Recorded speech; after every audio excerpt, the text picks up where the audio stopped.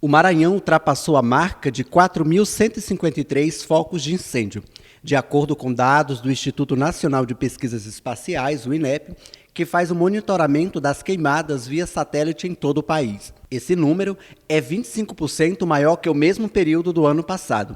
O estado continua no segundo lugar do ranking das queimadas, atrás apenas do estado do Mato Grosso, que possui 7.131 focos de queimadas.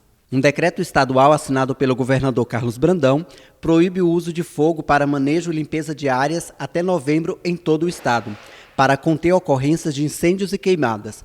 As regras do referido decreto são voltadas principalmente para os produtores agrícolas que utilizam a técnica para limpar as áreas e prepará-las para o plantio. As queimadas são motivo de preocupação nesta época do ano em grande parte do país. E no Maranhão, quando foge de controle, a queima provoca grandes incêndios florestais, além de outras consequências graves para o meio ambiente, como empobrecimento do solo, acidentes rodoviários, prejuízo aos produtores rurais, ao meio ambiente e à saúde humana. Nós estamos na Lei Federal 9.605, lá no seu artigo 54, e as pessoas sofrerão as sanções por poluição. Então, você tem a fogo, você está poluindo o ar, então você sofrerá as sanções. E agora, no dia 1º de julho, o senhor governador assinou um decreto que está proibido o uso de fogo em qualquer área do período de 1º de julho a 30 de novembro. Mas não é só nesse período, nós temos que tirar Balsa desse ranking. Balsa está no 2º município do Brasil em índice de incêndio. Então vamos tirar Balsa desse índice, tá? Botar Balsas como a capital da soja, capital dos grãos, e não nesse período de estiagem ter essa quantidade de fogo aí por pessoas que gostam de atear fogo em qualquer quantidade de vegetação morta ou viva. Só em julho, o Maranhão registrou 1.643 ocorrências de queimadas que têm causado imensos prejuízos aos agricultores da região.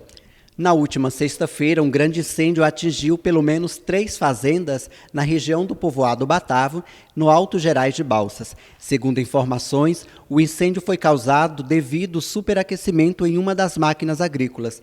3 tratores foram incendiados e cerca de 1.000 hectares de milho pronto para ser colhido foi totalmente levado pelo fogo.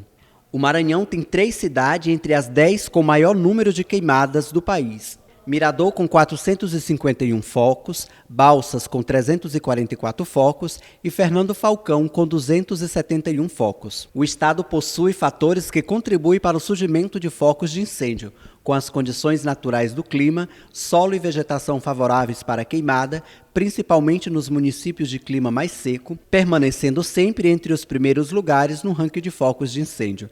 Para garantir o cumprimento da medida, o Corpo de Bombeiro, em parceria com a Secretaria de Estado do Meio Ambiente e Recursos Naturais, promove fiscalização e, se for o caso, aplicará sanções cabíveis. Se um cidadão, os grandes agricultores, eles têm essas informações.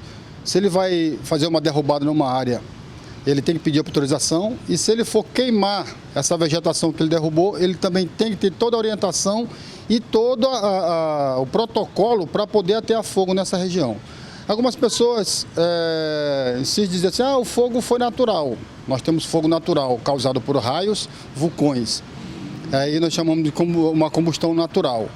Mas nós temos a combustão que ela é através da ação do homem. Como? Jogar uma latinha de refrigerante, de cerveja, uma garrafa de refrigerante ou qualquer frasco de vidro na vegetação.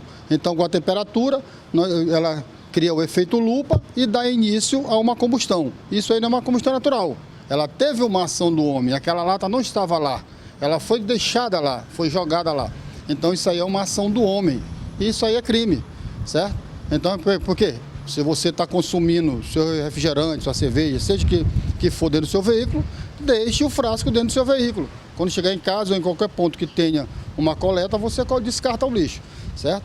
Então, nas fazendas, esse fogo que pegou na palhada de milho, nós não temos informações de como ele iniciou, se ele veio do cerrado para a lavoura ou se iniciou na lavoura ali por alguma atividade comum, uso de maquinário ou qualquer outra situação.